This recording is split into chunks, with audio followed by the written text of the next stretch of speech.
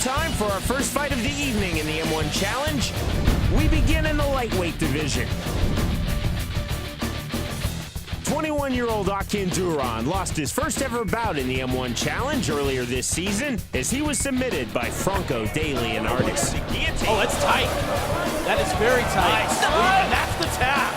Just like that, Franco Daly and Artis has his first ever victory in the M1 ring.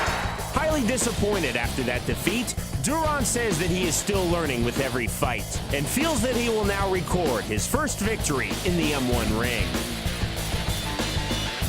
His opponent, Romano de los Reyes, has an extensive background in Muay Thai and possesses some of the most powerful kicks in all of M1, as he showed last season versus Ken Hamamura. Nice leg kick down to Hamamura. Comfortable with the kicks, but it's de los Reyes landing the better kicks. Oh, nice right hand by de los Reyes. Hamamura down, could be in trouble. De los Reyes opening up. Good combos by de los Reyes. Your winner, Romano de los Reyes.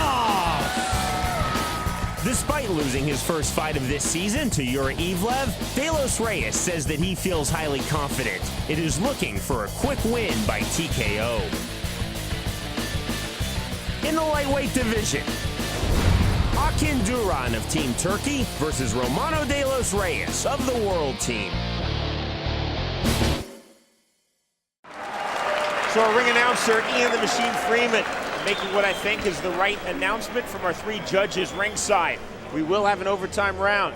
And again, remember, if you're new to the M1 Challenge, three judges now, Jimmy, only score the next 5 minutes. They do not take into account what has happened in the previous 10. And that's important if you're both fighters. It's important to keep in mind the striking battle favors Duran, the ground battle slightly favors de los Reyes, and so, you know, each guy knows what they have to do to win this fight. It's a matter of who can impose their game, and we'll see it in this round. Akin Duran from Turkey, he's in the red trunks. Romano de los Reyes for the World Team. From the Philippines, now lives in Holland. He's in the red, white, and blue trunks. Bell, the start of our third and final round. Into overtime now in the lightweight division. One thing I would like to see from Akin Duran is at the end of those combinations, a little more footwork. Don't stand in front of your opponent and let him take you down just like that.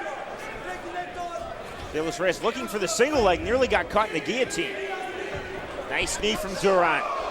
Akin Duran is landing good punches, but he just doesn't have the footwork. He's staying in front of de los Reyes. That's why he's giving up those takedowns at the end of his combinations.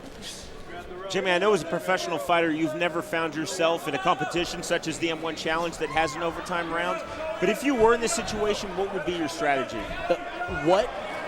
Basically, what strategy has worked so far in the fight? You've already had 2 rounds to figure your opponent out. Akin Duran knows if he stays on the feet, he's effective. De los Reyes knows if he gets on the takedown and stays on top, he's effective. It's a matter of working the game that got you that far. And it's really surprising, those of you who have been with us since last season, season 1 in the M1 Challenge, to think that Romano de los Reyes has the advantage on the ground because he comes to the M1 Challenge to mixed martial arts from Muay Thai. He is a stand-up fighter. Now he's being mounted, full mount.